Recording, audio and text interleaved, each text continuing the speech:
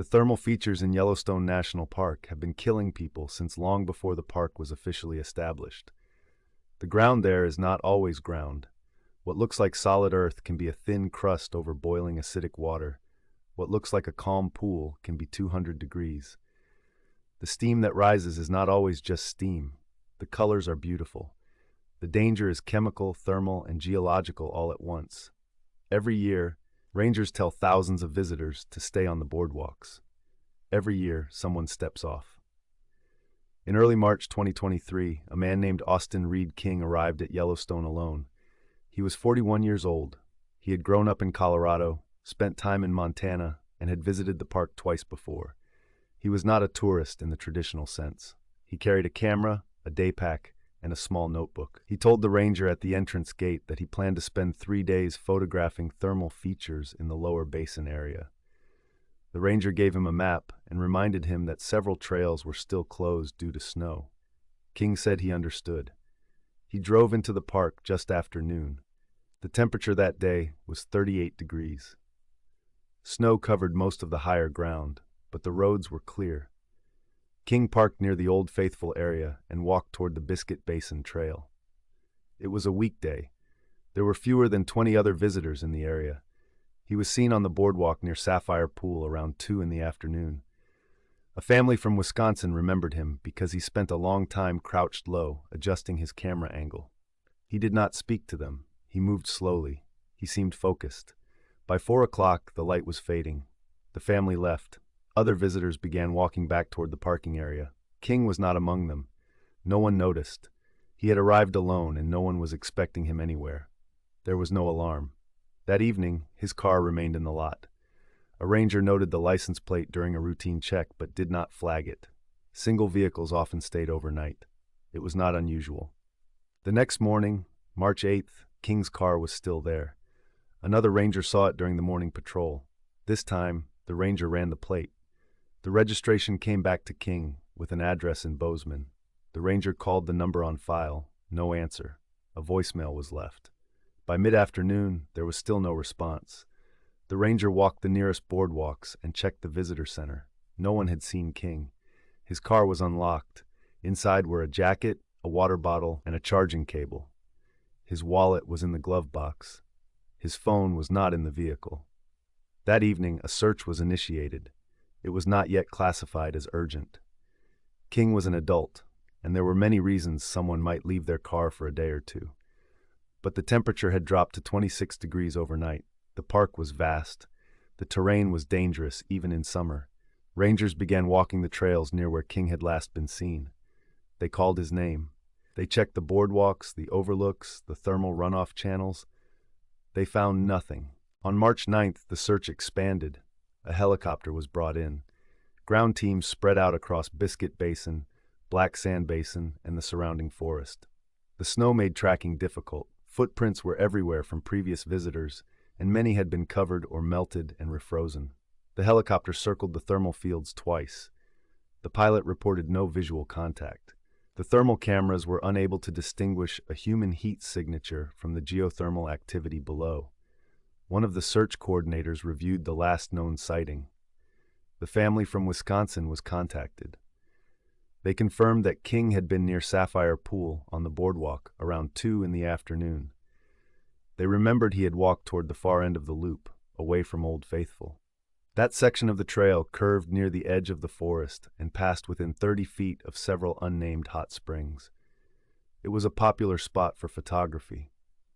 It was also one of the areas where the boardwalk had shifted slightly over the winter. Small gaps had formed between the boards and the ground. Steam rose through them. The search teams focused there.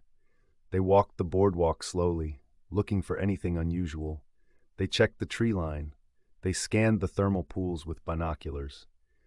On the afternoon of March 10th, a ranger noticed something in the runoff channel below Sapphire Pool.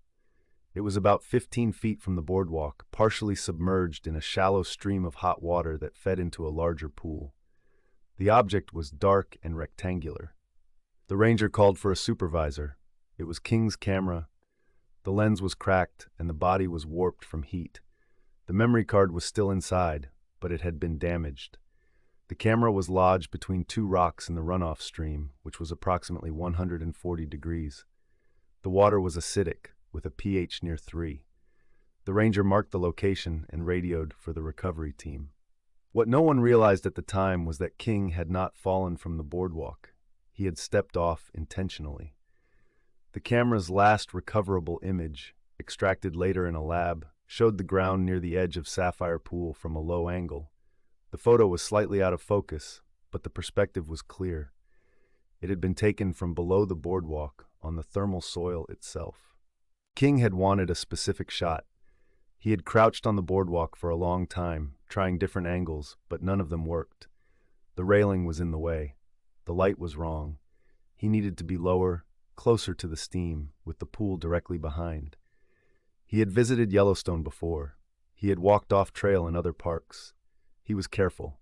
He knew the ground near thermal features was dangerous, but he also believed he could see the danger. The crust near Sapphire Pool looked solid. It was covered in a thin layer of snow. There were no visible cracks. He stepped over the railing. He moved slowly, testing his weight. The ground held. He took 3 steps forward, then crouched again. He raised the camera. The shot was perfect. He took the photo. Then he stood up. The crust beneath his left foot gave way. It broke suddenly, without warning. His leg went through up to the knee. The water below was not visible from the surface. It was a narrow channel, no more than 2 feet wide, but it was deep and it was hot. King pulled his leg out immediately. The pain was instant and overwhelming. He stumbled backward. His camera fell. He tried to step toward the boardwalk, but his balance was gone. His other foot broke through. This time, the crust collapsed entirely. He fell forward into the runoff channel. The water was not deep, but it did not need to be. His hands went into it first, then his chest. He tried to push himself up, but the rocks were slick, and the pain made it impossible to coordinate. He rolled onto his side. His face went under. He inhaled steam and water. The heat damaged his airway immediately. He could not breathe. He could not scream. The acidic water began to burn through his skin. It took less than 3 minutes. By the time his body stopped moving, the thermal water had already begun to break down tissue. The stream carried him slowly downstream toward the larger pool. His clothing dissolved first, then the outer layers of skin. The water was not boiling, but it was hot enough and acidic enough to accelerate decomposition rapidly. Within hours, much of the soft tissue was gone. The search teams did not find King's body on March 10th. They found his camera, and they intensified the search in that area. But the thermal channels were too dangerous to approach without specialized equipment. A drone was brought in the next day.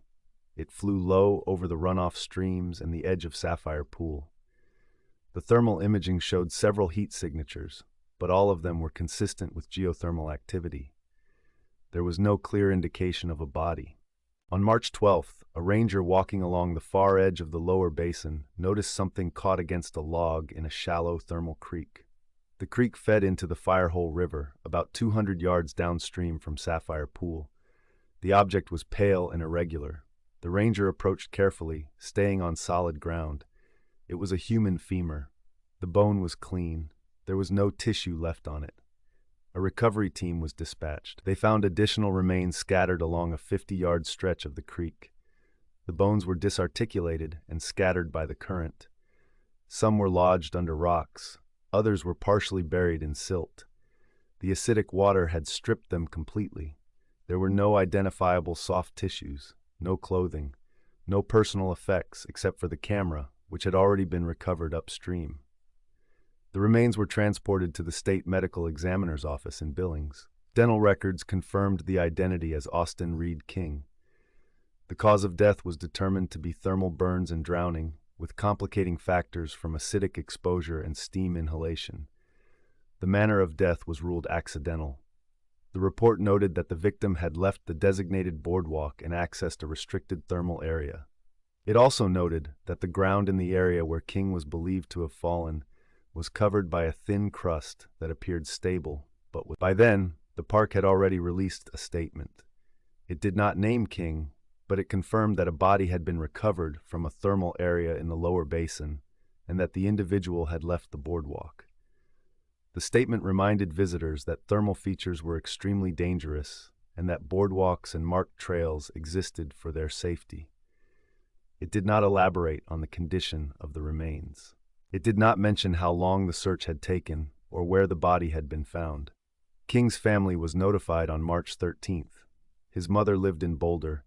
His younger sister lived in Portland. Neither had known he was planning to visit Yellowstone. He had not mentioned the trip in his last phone call.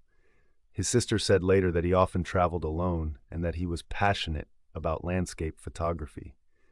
She described him as cautious but independent. She said he had always been drawn to remote places. She did not understand why he would have left the boardwalk. The Wisconsin family who had seen King on the boardwalk was contacted again. They were asked if they had noticed anything unusual about his behavior. The father said King had seemed very focused. He had been adjusting his camera settings for several minutes. He had looked at the thermal pools for a long time, but he had not seemed reckless. He had not seemed impaired or distressed. He had simply been working. The father said he remembered thinking that King was serious about his photography. He had not thought anything was wrong. The park conducted an internal review. The boardwalk near Sapphire Pool was inspected. The railing was intact. The warning signs were visible and in good condition. There were no structural issues that would have contributed to the incident. The thermal activity in the area had not changed. The ground near the boardwalk was consistent with other thermal zones in the park. It was unstable, covered by a crust that could support weight in some places and collapse in others. There was no way to predict where it would fail. The review concluded that the park had met all safety requirements. The boardwalks were maintained according to standard protocols. Signage was present and clear. Ranger patrols were consistent with park policy. The incident was classified as a preventable death caused by visitor non-compliance with safety regulations. No changes to infrastructure or signage were recommended. King's remains were released to his family in late March. A private memorial service was held in Boulder. Approximately 30 people attended. Several of King's friends spoke. They described him as talented, thoughtful, and independent. One friend mentioned that King had talked about wanting to capture the real Yellowstone, not the version seen from the boardwalks. Another said King believed that the best photographs required risk. No one blamed him. No one said he had been careless. His sister requested that the park provide more information about where her brother had died. The park declined, citing safety concerns and the need to protect the location of thermal features. She was told that the area was extremely dangerous and that publicizing the exact location could encourage others to attempt similar access. She was given a general description. She was told that her brother had stepped off the boardwalk and that the ground had collapsed. She was told that the thermal water had been very hot and very acidic. She was told that death had been quick. She did not visit the park. She said later that she did not want to see the place where her brother had died. She said she wanted to remember him the way he had been, not the way he had ended. She kept one of his cameras. She did not look at the photos on it. In the months after King's death, the park recorded 17 additional incidents of visitors stepping off boardwalks in thermal areas. None resulted in death. Most involved minor burns or citations. In one case, a man from Texas walked 30 feet into a thermal field to retrieve a hat that had blown off. The ground held. He retrieved the hat and returned to the boardwalk. A ranger witnessed the incident and issued a citation. The man paid the fine. He told the ranger he had not thought it was a big deal. He said the ground had looked solid. Yellowstone's thermal features kill, on average, one person every 2 years.